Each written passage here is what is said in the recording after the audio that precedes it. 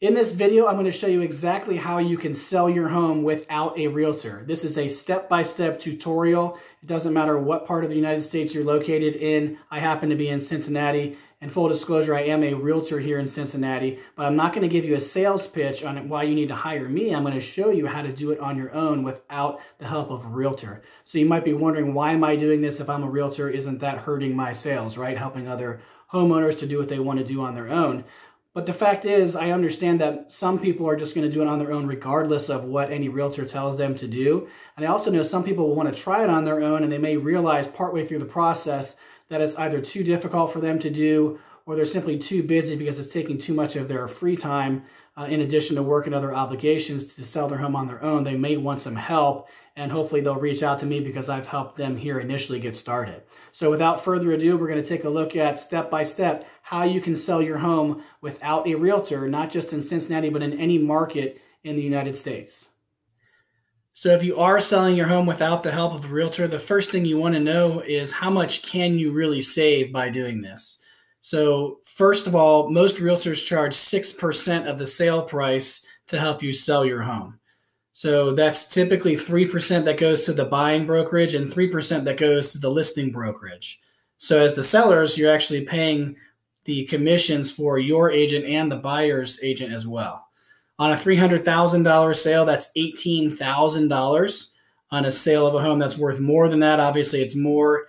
And on a lower priced home, it's going to be less than that. But in the Cincinnati area, that's a pretty good average. So if you do sell your home at that price point without any realtors involved at all on either side of the transaction, buyers or sellers, if everyone's acting independently without an agent, you can save $18,000 in that example. So it's quite a bit of money. It's definitely worth at least looking into to see if you can get it done on your own. Again, your savings does depend on the value of your home. So that leads us to the next question is, what is your home worth? If the savings depends upon how much your home is worth, how do I figure out what my home is worth? That may be what you're thinking. One of the ways you can do that is through an automated valuation model, AVM. So some examples of that, some benefits of that rather are they're free, quick, and easy to do. The only problem with that is that they're not always accurate. And some of the examples you may be familiar with, like the Zestimate, HomeBot is one that I use with my clients. That's pretty accurate, but it is automated. There are some realtor tools that are automated valuation models as well. The reason these are not always accurate is because they're not looking at your house. They're not even looking at the exterior very closely. They're only looking at square footage and comps and things like that. And they're assuming that your home is of average quality and condition. If your home is above average or below average, it's not going to be very accurate there. In fact, you may have heard in the news in 2021, Zillow bought a lot of homes through their program called Zillow Offers based on their Zestimate, which is their own automated valuation model.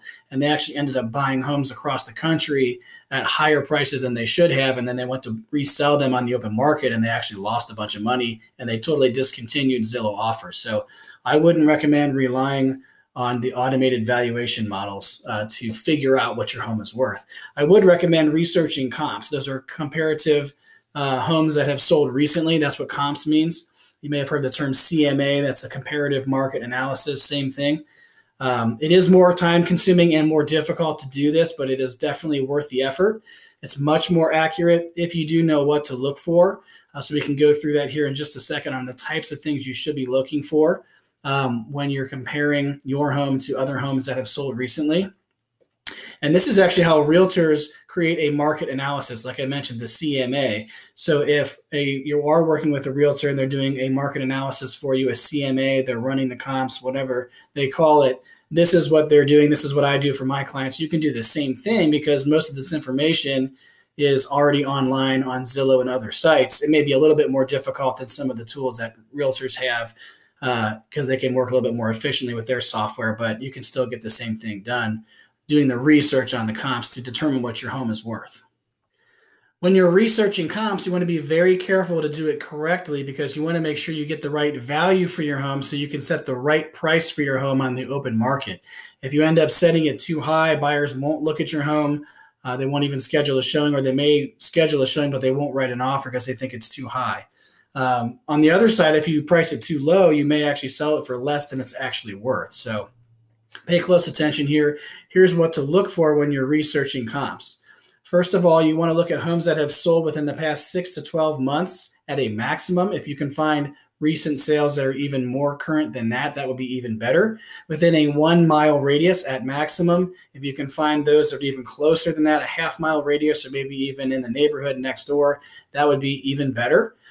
These homes need to be of similar size, so you need to look at square footage, and you may not be able to rely on what's available on Zillow or other sites. You may actually have to double check that on the county auditor's site to make sure the above grade square footage is similar to yours.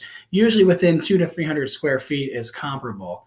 Condition, you want to look at pictures that are available online. If you don't have any pictures, all you can really rely on is what maybe public pictures of the exterior. Hopefully you can get interior pictures so you can look at the types of kitchens and baths and flooring and paint they have, the kind of decor they have, the general condition, but also the quality of the finishes that they have in the home, and pick homes that are similar to the condition, the features, the finishes of your home as well. You also want to make sure the floor plan is similar. What I mean by floor plan is not really the layout of where the rooms are, but the floor plan in terms of, is it a 1-story, a ranch home, or a 2-story home, or is it a multi-level, split level, bi-level, tri-level, whatever you want to call it. Is it a ranch with a basement or a ranch without a basement on a slab? All of these things are very important, and we want to make sure we're comparing apples to apples with the type of home, the size, the condition, and the floor plan. You also want to make sure you have a similar number of beds and baths. So if you can get the exact same number, that would be great. But for example, on a 3-bedroom, 2-bath home, I would look at anything that's 3 bedrooms or 2 baths or greater. Believe it or not, the number of bedrooms and bathrooms is not as important as the square footage and the condition and the floor plan. Those are actually less relevant. That's why I've got the other ones listed earlier there in the list. So if it is under contract or pending, if you're looking at a home that you're doing your research and it looks like it says under contract or pending, we actually don't know the final sale price yet. All we know is that it went under contract and offer was accepted when the price was listed at that number. We don't know if that's what it's actually selling for. Could be selling for that price or more or less. So after you've done research on the comps, you know what the price of your home is going to be. Before you publish your listing, you need to prepare your home both for photography so you can put photos online in your listing, but also to prepare it for guests, people that are going to be walking through your home. After they see your home online, they're going to want to see your home in person, do a walkthrough or a showing. You're going to want to make sure that you have your home ready to show as well. So whether that's for photography or in person. So let's go through some tips and strategies on how you can prepare your home most effectively for the market. First thing you want to do is clean. Now, I know that seems obvious, but we're talking about the same types of things you would do if you're having guests over and you want them to have a good impression when they walk in the door. Same thing is going to translate in your photos. Obviously, deep cleaning everything. We don't have to go through all of what that means. I'm sure you understand. Organize, kind of declutter, remove any excess furniture and belongings. You want to have enough furniture in each room that it makes sense to a person who sees it online in a photo or who walks through in person what the purpose of that room is. But we don't want them to kind of like walk through and have to walk around a big piece of furniture or not know which way to go. We want to have a good flow and a good organization to the placement of the furniture. You also want to fix or upgrade any damaged flooring. So that's one of the first things people notice. It may not be as obvious on photos online, but it'll be very obvious in person if there's any scratches or maybe gaps in the flooring or any excessive unevenness in the flooring. That's going to be noticed by buyers, and it will turn them off from writing an offer on your home. You don't have to upgrade it if it's old necessarily. In a hot seller's market like we're currently in right now here in the summer of 2022, you don't have to do a lot to upgrade, but you do need to fix anything that's broken. You also want to paint walls, ceilings, and trim as needed. If you have excessive wear and tear, that's a good idea. You don't really need to paint just to change the color of the paint right now because the market is very much hot for sellers. There's not a lot of buyers typically. There's not a lot of inventory. Again, that can change. This is, again, in the summer of 2022 we're talking. If you're watching this later and the market has changed, you might need to change the color of the paint if it's a non-neutral color. But generally, if there's scratches on the walls or there's big marks or things like that, if the trim is damaged and things like that. You want to make sure you make a good impression online and in person by making those adjustments by painting walls, ceilings, and trim. Also, along the same lines with the walls is removing old-fashioned wallpaper.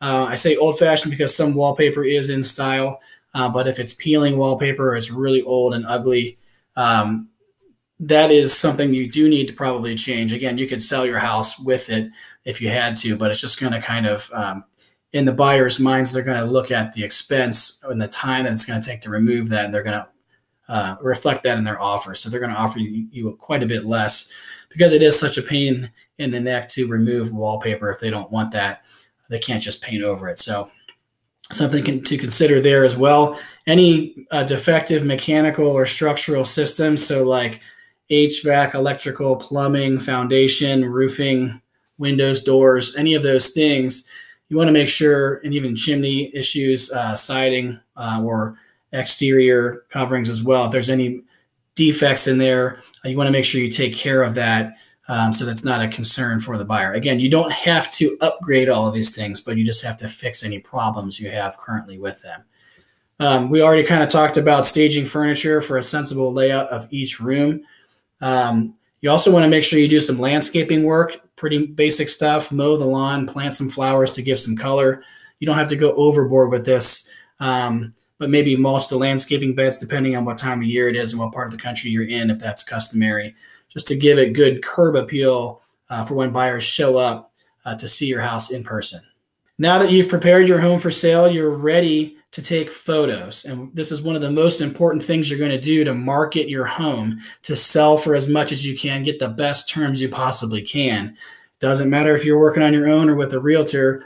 The first place people look for homes is online, and they're going to look at photos. And based on the quality of the photos, they're going to decide whether or not they want to see your house in person.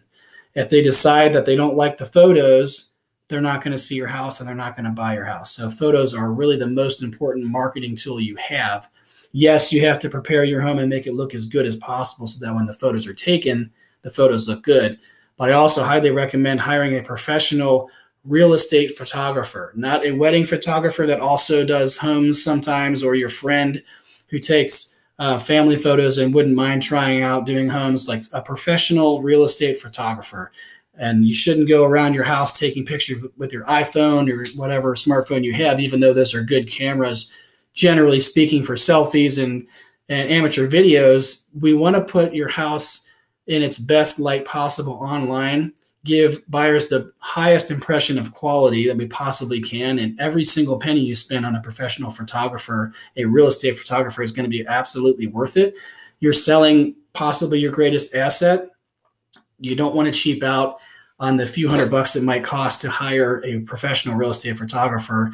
You don't want to shortchange yourself and sell for a lower price just because you're not attracting enough buyers because your photos aren't any good or they're amateur. So a professional real estate photographer knows the right equipment to use. They know the right lighting, the right angles, what types of photos to take and which ones not to. They know how to edit everything so it looks even better than it really does in person. That's absolutely worth every penny you invest in a professional real estate photographer. Also helpful for luxury homes is video walkthroughs and aerial photos. Those can be done with drones. Most professional real estate photographers are going to have that capability, and that's one of the packages they'll offer. Typically, they'll actually bundle and give you a discount if you do those in addition to the professional, the high definition still photography as well.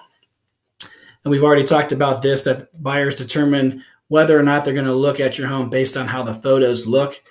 Amateur photos will prevent buyers from considering your home. So once you have your photos done, the next thing to do is to publish your listing. So this is usually the first thing people think about when they say they're going to sell their house is let's get it out there, let's publish it on Zillow or whatever we're going to do. These other steps that we've discussed already are the things you have to do to prepare for this moment. But here's what you need to do when you're publishing your listing. So first of all, the MLS would give you the best exposure to the most buyers because most buyers are actually using an agent and most of them are actually looking through the MLS, which also syndicates all the information to these other sites like Zillow, Trulia, Realtor.com, Homes.com, Redfin, etc. All the realtor sites, all consumer apps. Okay. So when you're doing this on your own, just understand you're not getting the MLS, the multiple listing service that your realtor can give you. I'm not pitching that you should hire me or your local realtor. I'm just saying, just understand that you are actually marketing to a smaller pool of buyers when you're doing this for sale by owner. That's just a fact. It's not my opinion. Now, Zillow is your second best option. It's the best option, in my opinion, if you're doing for sale by owner. It's basically the Coca-Cola brand of real estate, right? Everybody knows what Zillow is. They relate that directly to real estate. When they think real estate, they think Zillow. Okay, so that's buyers and sellers. So you want to publish your listing on Zillow. There are other sites that you can use. I'm just going to talk about Zillow and how to do that because I think that's the best option if you're for sale by owner.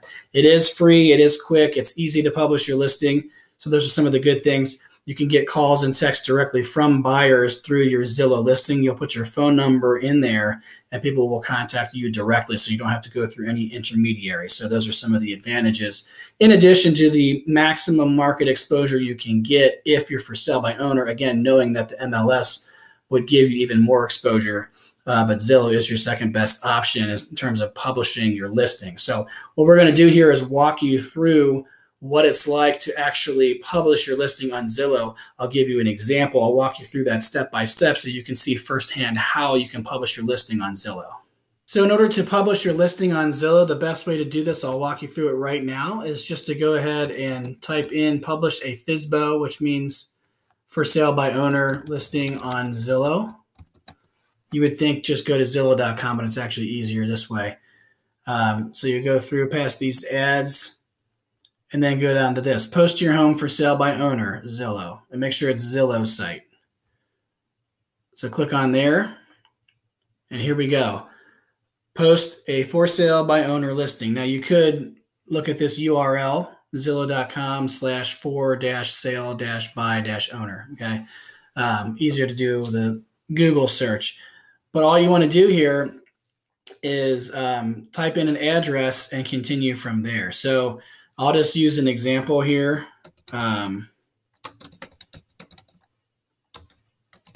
You actually have to use a real example. So I'll use a house in my neighborhood. If I can spell it correctly, that would help. And we'll see if it recognizes that. Okay, so here is an example. Looks like it's actually the wrong location. So this is one of the things you'll check. It's going to pin what it thinks your location is. I know the location of this house is actually different. So I can go in here and change this. It's usually correct, but this is a good example to walk you through real quick so you can get the right location. I won't spend a ton of time on this because I don't want to make too big of a deal out of it, but it's actually closer over here. So it's more like right over here. Actually, right around here. So we'll do that. Okay, that's important because when people are looking at your listing, they want to kind of know, they want to know what, where your home is located relative to where they're looking. So what you do here is put in your price. We'll just come up with a random price here. For example, this is where you would add your photos. So if you've hired a professional photographer, they've given you those files, you would add those right here. You can drag and drop, or you can add and browse from your computer files right there. That's pretty simple enough. If you have a URL for a video tour, like if you did that with your professional photographer and they've given you a URL, you can put that right in here. And then when you just fill in all of the information here. So I'll just go through this really quick as an example. Typically, people don't use 3/4 or 1/4 baths, at least not in my area. So you would just go with how many full baths and half baths you have. Single family just means that it's a typical standard home where one family lives. A multifamily would be a duplex or a triplex or more. If it's a condominium or a townhome, that would be considered a condo in my area. Other areas call it different things, but a single family means a detached home that one family lives in. The lot size, if you know that, you can put that in there as well, whether it's acreage or square footage. If you don't know, you can look up on the auditor's site and usually get that information there. And you can also look up the year it's built based on what the auditor says as well. Basement square feet and garage square feet are not that important. If you have a homeowners association or HOA, you want to make sure you put the dues information in there.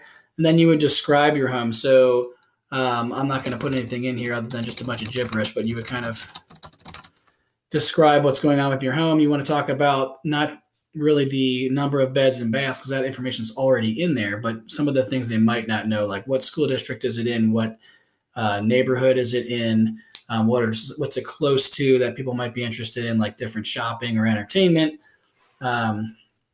things like that. So if it's a pool community, you want to mention that as well.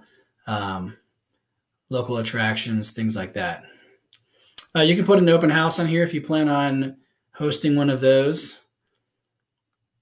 You can also put in here what I love about this home. So the difference between these two, which you may not know, is describe your home is kind of the standard description that you'll see on an MLS listing where there's a limited number of characters there and they just kind of describe the basics about the home.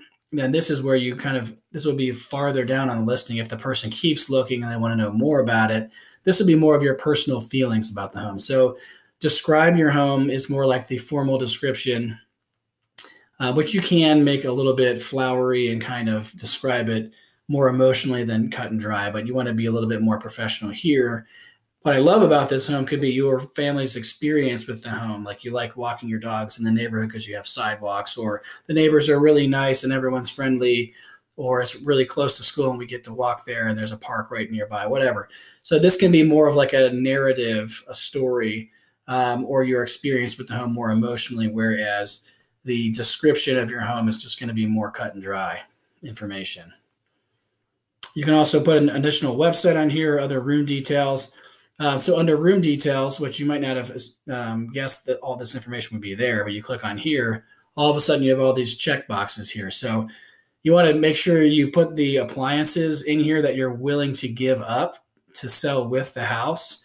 In most cases, at least in our market here in Cincinnati, probably the case in most other markets, is that we typically include the kitchen appliances. So oven, refrigerator, garbage disposal, microwave, dishwasher, that all stays with the house. Most of those are kind of connected anyway. Washer and dryer are usually negotiable. Most sellers don't include those for free, but if you want to include those, you can put those in there. Basement, if you have a basement or not, you want to make sure you put that in there. So if you do have a basement and if it's not finished, you would click unfinished. If you don't have a basement, which means you're on a crawl space or a slab, then you would put none. If it is finished, meaning the whole area or almost all of it is finished to live in, you put finished. And if it's partially finished, like half and half or whatever, or if it's kind of finished on the walls but not on the floor or something like that, you put partially finished. So that will be one example here. Floor coverings, you want to put every type of floor covering you have in the house. So not a particular room, but you've got different kinds of flooring here, for example. Let's just put that in there. Different types of rooms, so you want to make sure you include that too. So do you have a separate dining room or not? Do you have a breakfast nook or basically an eat-in kitchen area? Do you have an office in addition to the bedrooms and the typical rooms in here in the kitchen? Master bath. So basically just check off everything that is true in here. Rec room could be looked at as like a second living room or something like that, or even a finished basement area. Laundry room as well. Mud room, if you don't know, it's kind of that space between like the garage and the main house, or it may be an entrance from the outside where there might be laundry in that area as well. Pantry you can add. So total number of rooms is not really that important. Most people don't look at that, so you can fill that in if you want to, but that's not really important. Indoor features, you can check all this stuff in here if you want. whatever you do have in there. Again, these are not that important, but you might want to fill them out. Not a problem here. So we go back up here, make sure we get utility details as well. This is more important because these are kind of things that are big issues for people. If you have central air, or if you don't, there's no cooling at all, and you're using like window units. If you're using window units, you would actually check other and explain it.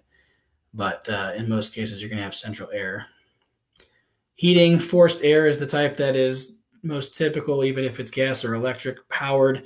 If it's air that's blowing out of a vent, that's forced air. If you have the baseboards or the radiators, obviously you put that in there. Heat pump would actually be all electric, no gas burning, but I would still click forced air there too, because some people don't know what the heat pump is. Heating, fuel, gas, if you've got that. If you don't know, you can ask a neighbor and you can look that up as well. If it is a heat pump, it would be electric, for example. So if it is gas, in this example, we wouldn't have heat pump marked there. If you have other like additional types of heating fuel, you can put that on there as well. So this is all the information that you need to enter in here so people know what's going on. You don't want -2 on the number of rooms. I'm not sure why that's in there. Let's see, on building details. So these are other amenities. So if it has any of these, you can certainly add those in there too. Architectural style, not really that important. But if you know what it is, you can put that in there. So for this one, I would consider this traditional, but it doesn't look like they've got that marked. So we'll just say, we just won't fill it out. Exterior, so do you have brick? Do you have vinyl siding or aluminum siding? Or wood siding? Any outdoor areas you have, a balcony, a patio, a deck, etc. A lawn. I don't know why that's in there. I mean, I guess in some markets they don't have grass. In here, everybody has a lawn. So you can obviously mark any of these off that you want to. Stories is important. That's not like stories like books. It's stories like how many levels. So you may know that already. But a one-story home is a ranch. Even if it's a ranch with a basement, it would still be a one-story home. If it's a Cape Cod where you've got an upstairs, but it's the shape of the roof is triangular and it's not a full height ceiling all the way across the second floor, that would be a 1.5 story. And then a 2-story home would be a pretty common one that you're probably familiar with as well. So even a 2-story home with a basement is still considered a 2-story home, not 3. You can also describe the parking if you have an attached garage. If you have a garage, I wouldn't recommend putting off-street, on-street. That's more reserved for people who don't have a garage. So if you don't have a garage, but you have a carport, which is just like an over, something that hangs over to keep the weather off of the cars, but it's not enclosed, or you can have off-street parking or on-street parking. You should never have none, because you could always park on the street unless it's completely not allowed in your area. So in this case, we'll go with attached garage. How many parking spaces? That's important. Some people want 2-car garage or more, or they want at least a garage. They want to know how many spaces they have there. The type of roof, not super important. But if it's an asphalt shingle, or that's probably the most common one you want. If it's a metal roof, you can put that in there. The view, if you have a view of the downtown area or any of these others, you can put that in there as well. If it's really nothing special, I wouldn't necessarily click none. And then here you would put your number, your phone number. Obviously, I'm not going to put my real phone number in there. And then you would click this, that you agree, and then you would click post for sale by owner. So I'm obviously not going to do that because this is just an example, but that gives you an overview. And if you need to watch this again, feel free to do that. If you're not watching it live, you're watching it on replay or YouTube or whatever, you can certainly go back through here and look at every step again. This is where the details are entered in on your listing. You want to make sure you get these exactly right, because that's what buyers are relying on in order to consider scheduling an in-person showing. They don't want to be disappointed when they get there, or when they, even worse, they write an offer, they get under contract, we get almost to closing or somewhere through the process, and they discover that actually the home is different than what they thought it was. So you don't want to mislead people. You want to make sure it's very accurate information. If you don't know answers to these questions, you can either leave it out, or better yet, you can find out what it is. You can do a lot of research online to figure that stuff out, or you can talk to friends and family. Usually there's neighbors or whatever who would know, especially some of the utility questions. If you don't know, your neighbors usually know the correct answers to those, because they may have the same setup as well. So again, if you have any questions about this part of the process, posting on Zillow, you can always reach out to me, but we'll go ahead and move on here. Now that we've gotten to the point of posting your listing, we'll move on to the next step in the process. Now, after you've published your listing on Zillow, you want to make sure you also promote your listing on social media. So depending on your experience level with social media, this might be the part that's the most difficult for you. Of course, it depends on your background and experience.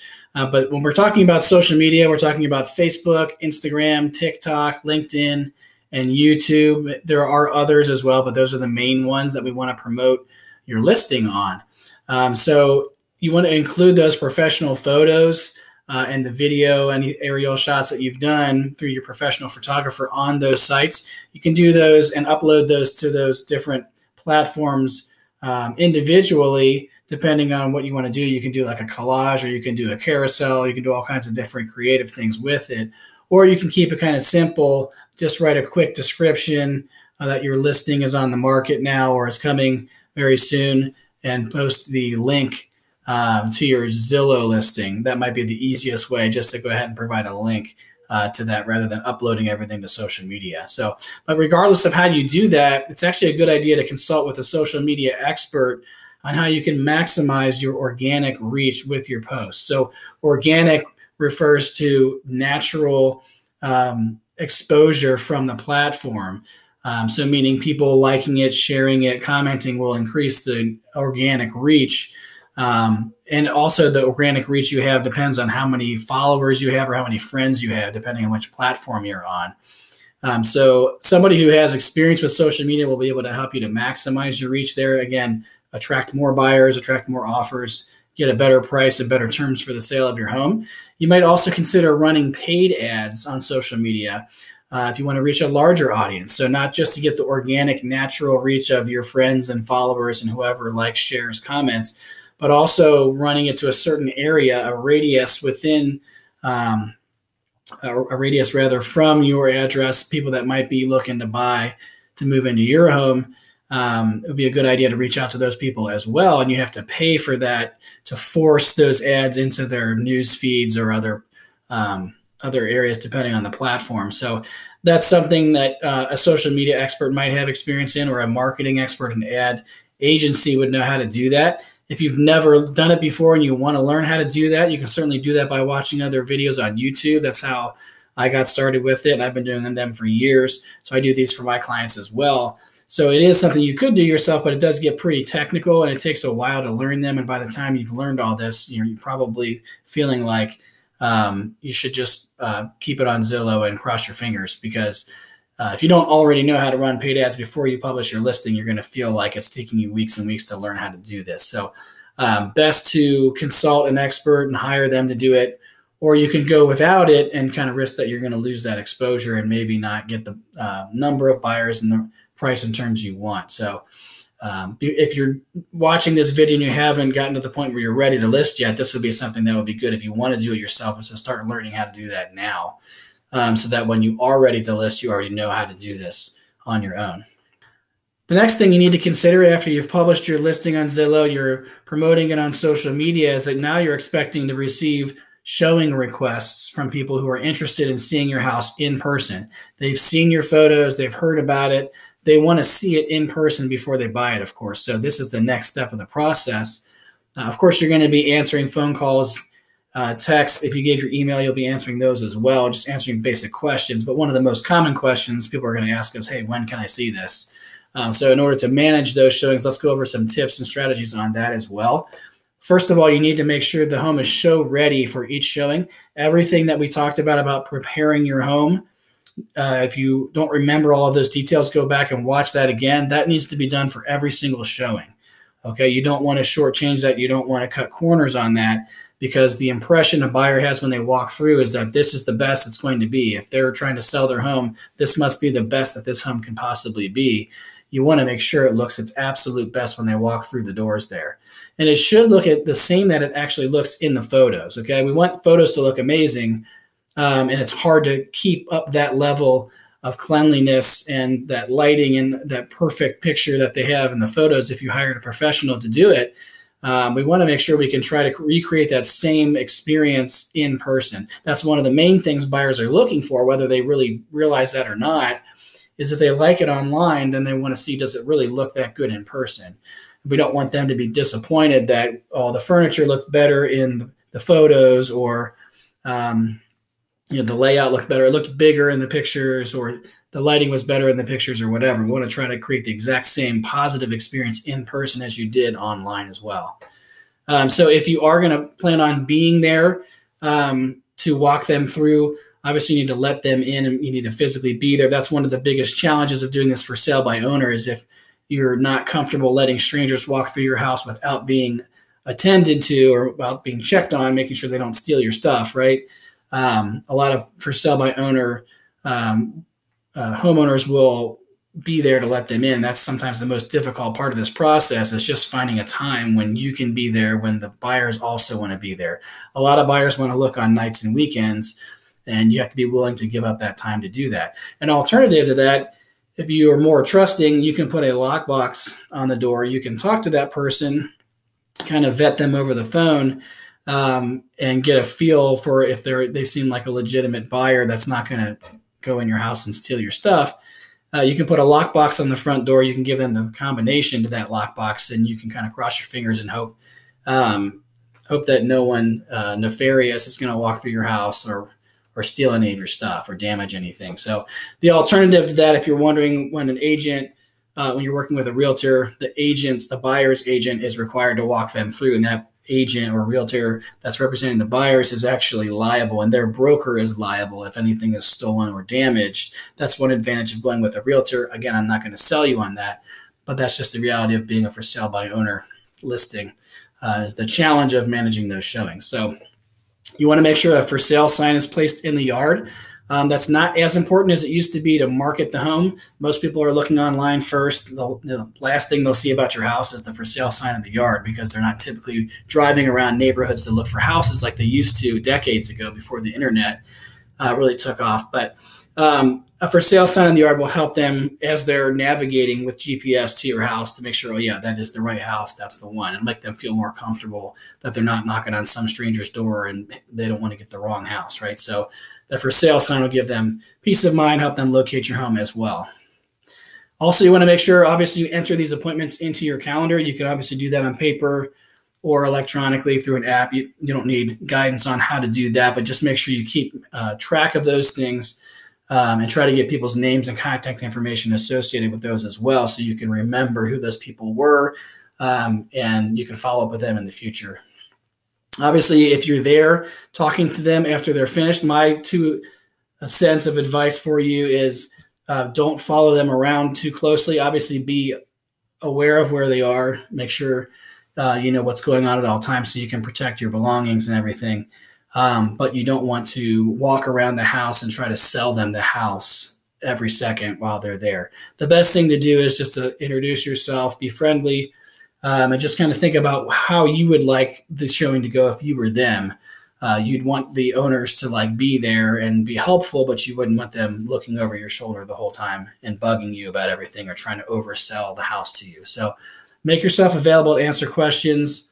You can follow them around a little bit or tell them you'll be in the kitchen or whatever. If they have questions, they can come through and ask you.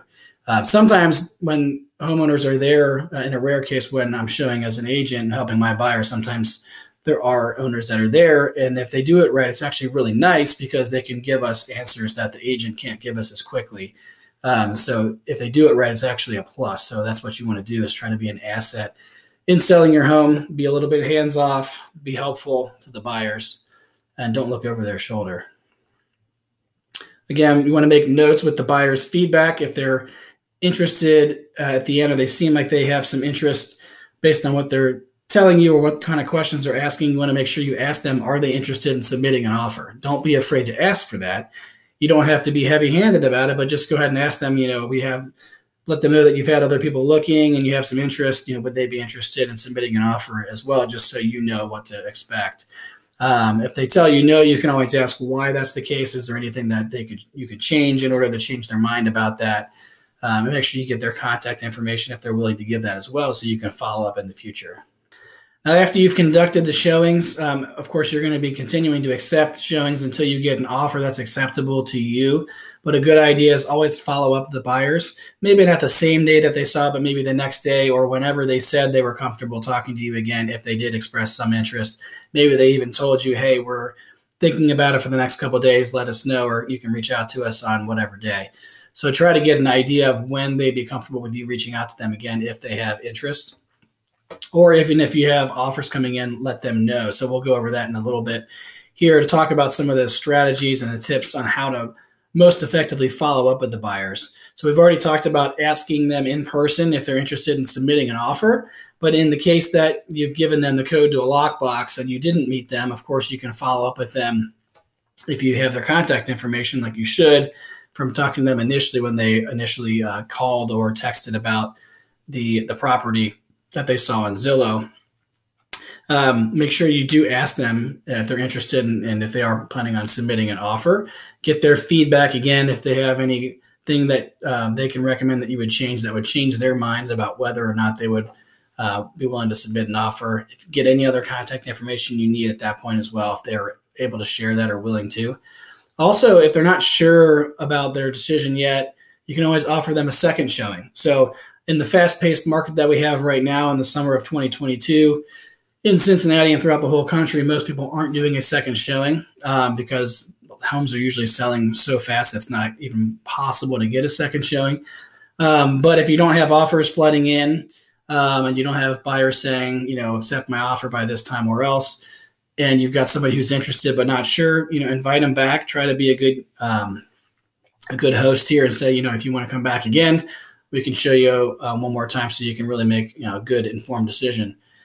So that's a good idea too, just to offer them to come back, let them see it again. If you do receive an offer, make sure you inform all the buyers who did walk through, who didn't tell you no. So it's people who, not everybody's going to be really transparent with you. Some people will tell you flat out, no, we're not interested. Most people will say, we'll think about it because they don't want to tell you no to your face. Or even if you're on the phone with them, they don't want to tell you no. The people who are really interested will definitely tell you. Some of them will definitely tell you that they're seriously considering an offer. Some of them may even tell you outright they're going to write an offer. Then you may be able to tell by some of the questions they're asking, like, are there any other offers? How much time do we have to submit an offer? Would you be willing to negotiate on the price? Those are things that are signs that they're interested. But when you receive an offer, you should notify everybody who you think has even a small chance of possibly writing an offer. Let them know about it. And again, you don't have to be heavy-handed about it. Just let them know. The script could go something like this. If you're on the phone, hey, thanks for taking a look at our house the other day. I'm not sure if you're still interested or not, but just want to let you know we did receive an offer. So we're planning on making a decision, by this date and this time. So if you want to submit an offer, just, make sure you get it in by then. And then let them talk. They might tell you they're not going to do anything, or they might not say anything at all, but at least they know what's going on. The last thing you want is to accept an offer from a buyer that you got, and then you get 2 or 3 other offers after that, and you didn't even know they were coming. And those would have been better offers for you, because once you're under contract, you're obligated to close that contract unless there's a termination for another reason.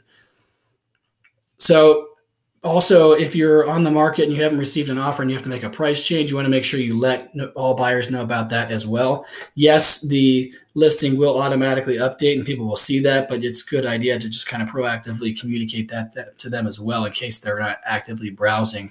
They may change their mind about their interest in the property. Maybe their only concern was price. If you've changed the price, maybe they'd be willing to make an offer at that point. And speaking of offers, here's some tips on how you can review your offers. Now, this is very important. This is a legally binding contract that the buyers are offering to purchase your home. It's your largest asset in most cases. You want to make sure you understand all of the terms and conditions of the contract. Offers are not like what you typically see on HGTV where someone says, hey, I'll give you X dollars for your house. What does that sound like? And you say, actually, I need this much. And they say, okay, cool. And they give a thumbs up and a handshake. And then all of a sudden we have cash going to the sellers and the buyers are getting the keys. That's not how it works. It's all on legal documents, several pages, lots of disclosures, all this stuff that you have to review and understand what your rights and obligations are in the contract and all the terms and conditions. So let's go over a few of those or some pointers on how you can succeed in reviewing your offers. First of all, before you even get started on the listing process, it's a good idea also to review a blank copy of the standard real estate purchase contract before you list your home. It's going to vary area to area, state to state. Different MLSs have different versions of the contract, but they're all going to basically have the same terms. And none of those are really mandatory as far as contracts are concerned. You have to follow state law, and the MLS does that. But you could also work with a real estate attorney, or the buyers that could draft something completely different that would still be legally binding. So, but when you receive an offer, focus on these specific terms. Obviously, you know about price. You know what price you want for your home. That's always negotiable as well. Also look at the financing type. So whether it's FHA or VA or USDA or conventional, or if they're offering cash. In any case, you want to make sure if it's a financed offer, like it will be in most cases, you have a pre-approval letter. That's better than a pre-qualification letter.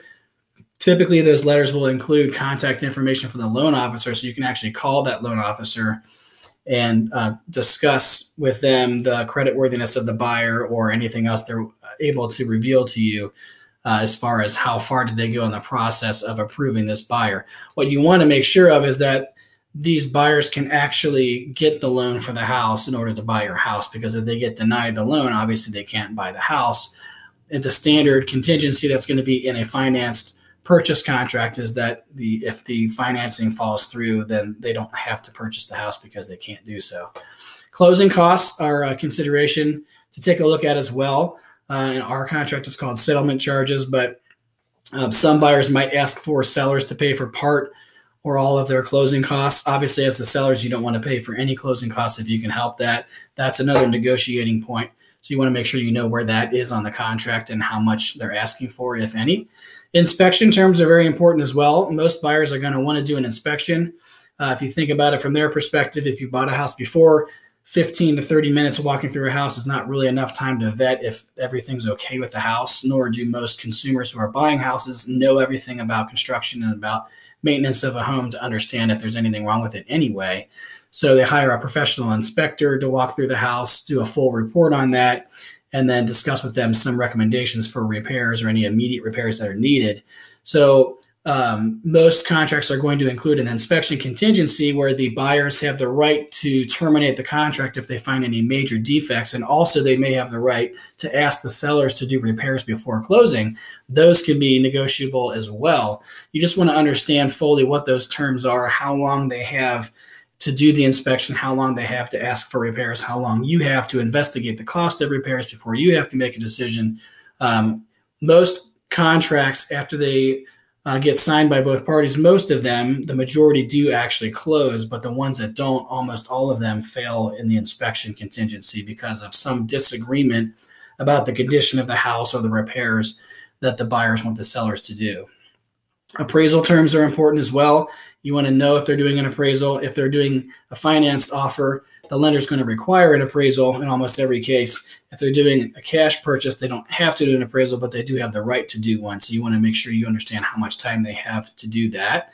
We won't go into too much detail, but if the appraised value is lower than the purchase price, the buyer's actually allowed to terminate the contract. And there's a couple other options here.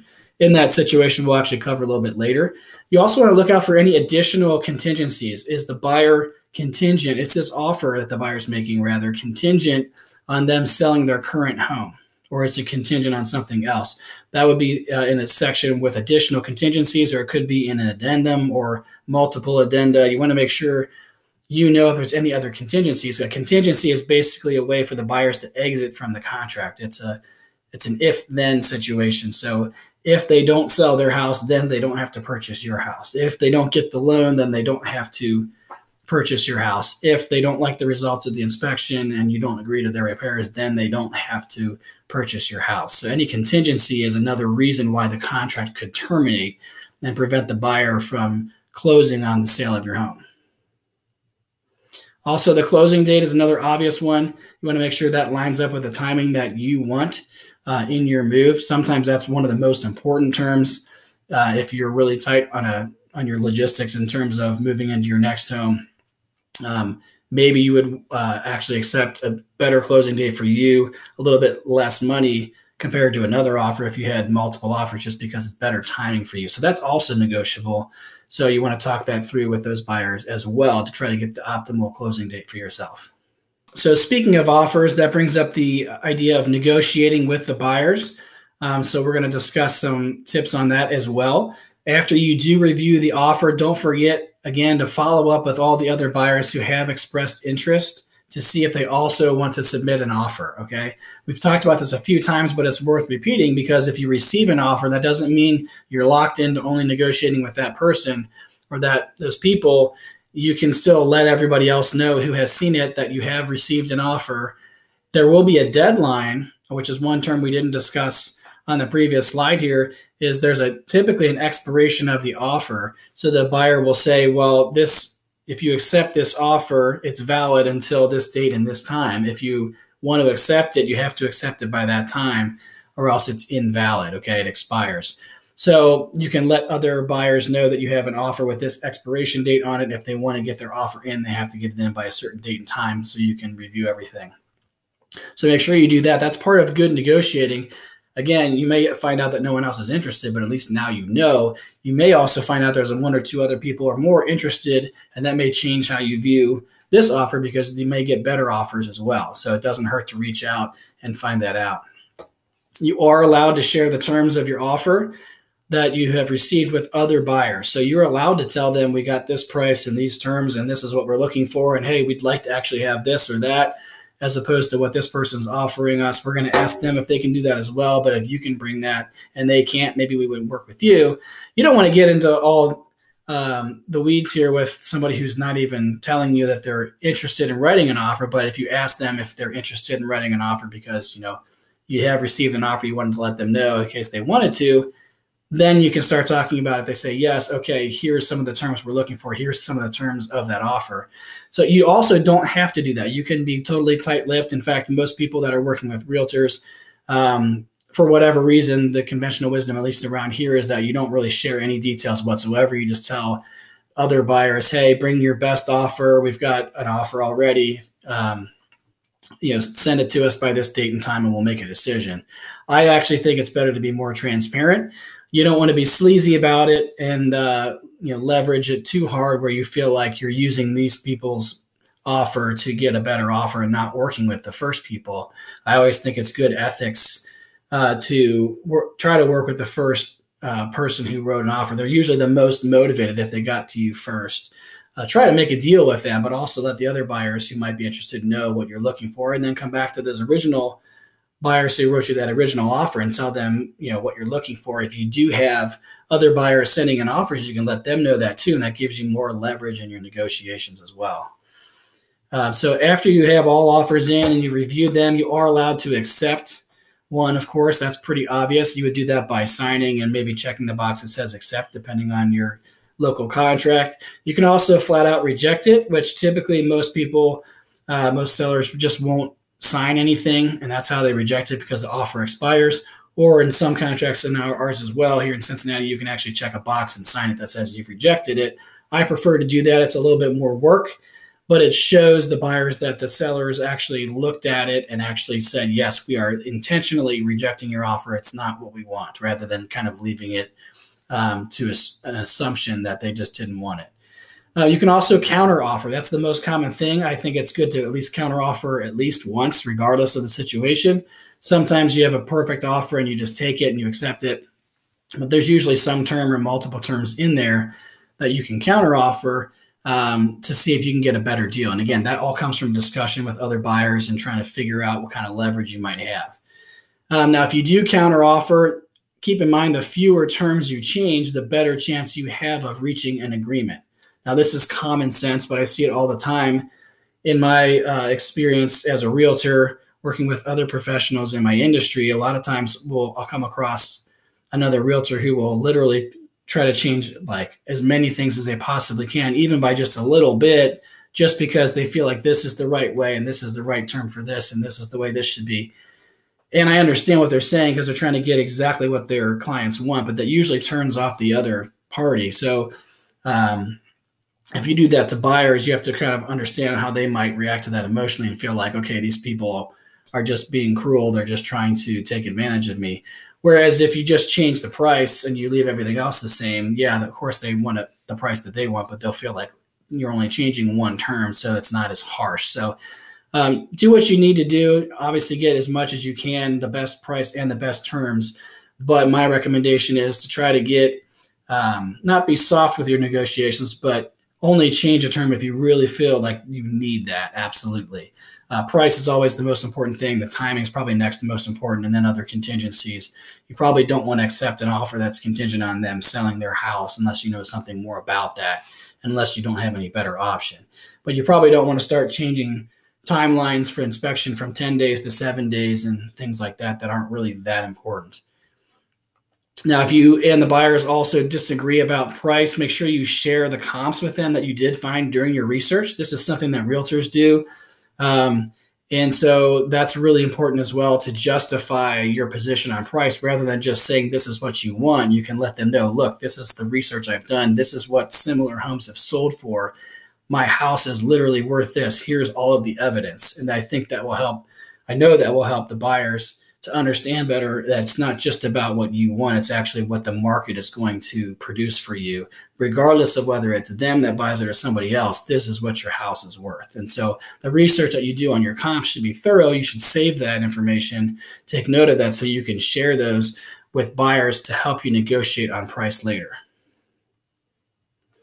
Also, make sure you do all negotiations in writing. Now, you're allowed to talk to people and discuss terms, and that's always good as well. We don't want to just text back and forth or email back and forth when we're discussing. But when we get a final agreement, we don't want to rely on a verbal agreement. We want to get that in writing on the contract, and we want to get signatures. So changes are required to typically have at least initials on there, and then typically signature on the last page, initials on each page. That's typically how it goes. You can always consult a real estate attorney if you have questions about that to make sure the contract is legally binding. But you want to make sure everything is in writing. We don't want to rely on any verbal agreements because that typically doesn't work out. Somebody forgets or somebody intentionally misleads, and it doesn't work out very well. So make sure you do all negotiations in writing. After you've come to a verbal agreement, get it in writing and make sure you get signatures on that. There are several electronic signature platforms that are free to use. There's Dotloop, there's DocuSign, there's others. Some of them cost a little bit of money, but will be worth it as well. But make sure you get everything in writing with signatures. Now, once you've accepted an offer and everything is legally binding, all the signatures are finished, you're technically now officially under contract or in the pending status. So here's what needs to happen next.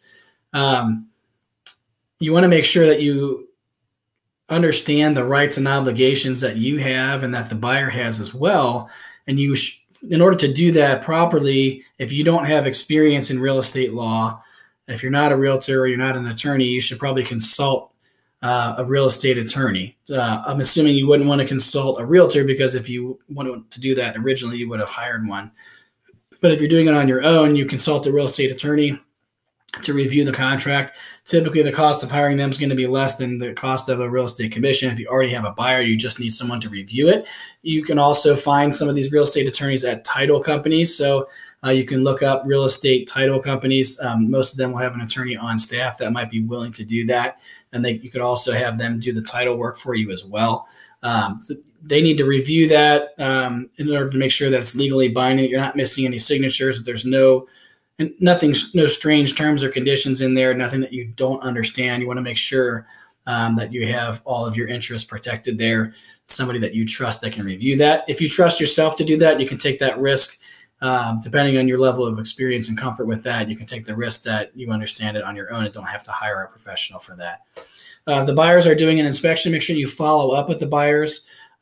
Don't badger them or be heavy-handed with them, but just make sure that they're scheduling their inspection. Make sure they're on schedule with that. Depending on how much time they have, they want to make sure they get the inspection done at least a few days before the end of that time period, so they can get that report and get back to you about their findings as well. So post-inspection, after the report's done from the home inspector, there's a few things you should expect here and things that you can do to make sure you keep the deal together. So first of all, the buyers might be allowed, depending on the terms of your contract, to request repairs like we talked about before. And if they do request repairs, you are allowed to negotiate those terms. So you don't have to say yes to everything. You can actually say yes to some and no to others, but you have to understand that if you say no to any of their requests, they're actually allowed to terminate the contract. At least that's how it is with our contract. It may vary depending on what area you're in. That's where the real estate attorney comes in to understand that if you don't understand what the terms are of the inspection contingency. So you want to make sure you understand, depending on how you respond to their request, it may allow them to terminate the contract, and then you may lose the buyer. And now that may be worthwhile if they're asking for too many repairs, but you just have to understand your position. If you don't have any other offers at that point, then you have to go back on the market and try to find another buyer and go through this whole process again. So sometimes it is worth doing, sometimes not. Just depends on the situation.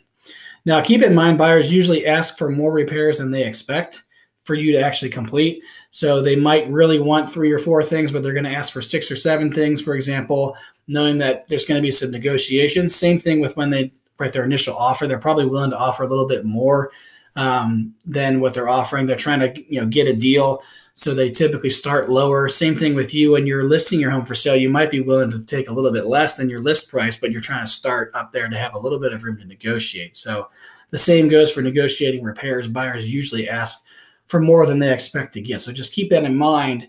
You typically can make a deal by saying no to a few things. The challenge is trying to understand which are the things that are most common that any buyer is going to ask for, and what are the costs of these things, and what's best for you to make sure you can still try to keep this deal together if that's what you want to do. That's usually the hardest part for somebody who's never done this before to understand.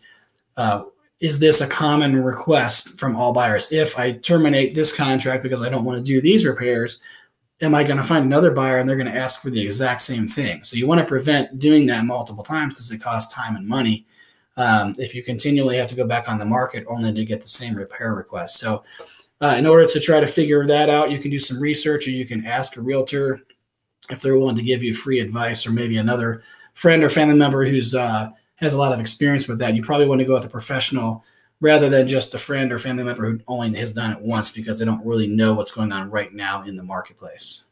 Now, if you've gotten past the inspection contingency, maybe you've agreed on repairs and maybe the buyers didn't request any repairs. In either case, the next step, if there is an appraisal contingency in the contract, if it is a financed offer, or if it's a cash offer that's that they're electing to do an appraisal, you'll have to make sure you get through this step as well. So we've talked about the cash purchase option. Again, if it's a financed offer, their lender is going to require an appraisal. Very rarely do they waive that.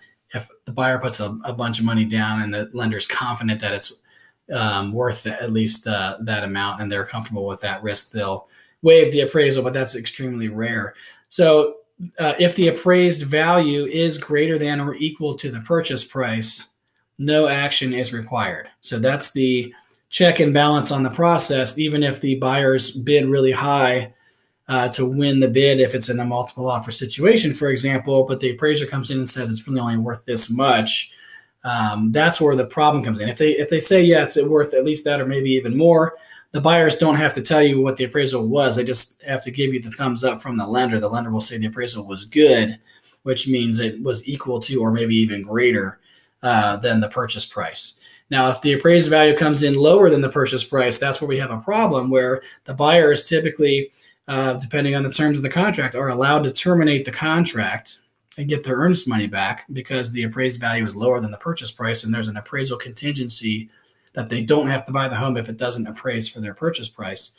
Or they're allowed to renegotiate the price with you to bring the price down to the appraised value, or they're allowed to pay the difference in cash. And sometimes in this hot seller's market, part of the offer that buyers are giving in their contract, one of the additional terms is that they're doing appraisal gap coverage, where they're saying up front, if there is a low appraisal, we're actually going to pay the difference in cash. So that's pretty rare as well, but in a competitive environment, that's been happening as well. Again, here in the summer of 2022, in different market conditions, more balanced market, that typically doesn't happen. But those are the three options. If there's a low appraisal, the buyer can terminate, the buyer can renegotiate with you, or the buyer can pay the difference in cash. So that's the only ways we get around a low appraisal. In most cases, it's going to appraise and it's going to be fine. The lender's going to give it the thumbs up, and we move on to the next step. Once we've gotten past the appraisal contingency, we move into final underwriting. Again, this is if the purchase is financed. The underwriters for the lender are going to take a look at the creditworthiness and the job employment status and things like that of the buyer. Of course, if they're paying cash, we skip this step entirely because there's no loan to underwrite.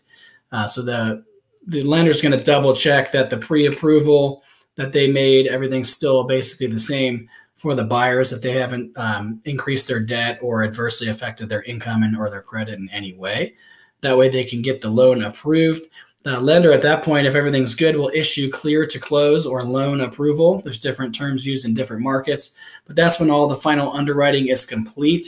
And the transaction is actually officially funded, that the money is actually set aside by the lender to go ahead and schedule the closing. You want to follow up with the lender frequently to receive updates about this. There will be deadlines on the contract in terms of what that deadline is. The buyer owes you typically a clear to close or a loan approval letter by a certain date. If they don't have that by that date, you're actually allowed to terminate the contract if you want to. But you just follow up with the lender once a week or so, make sure they're communicating with you about their progress. If they're running late on anything, we want to make sure we know that in advance so you can make plans on your move. Just make sure communication lines are open, and sometimes you have to be proactive with that. I would not rely on lenders typically to reach out to you. I do the opposite. I would be very proactive with that. And now for the last step, everybody's favorite step is the closing. So as a seller, of course, this is where you get paid.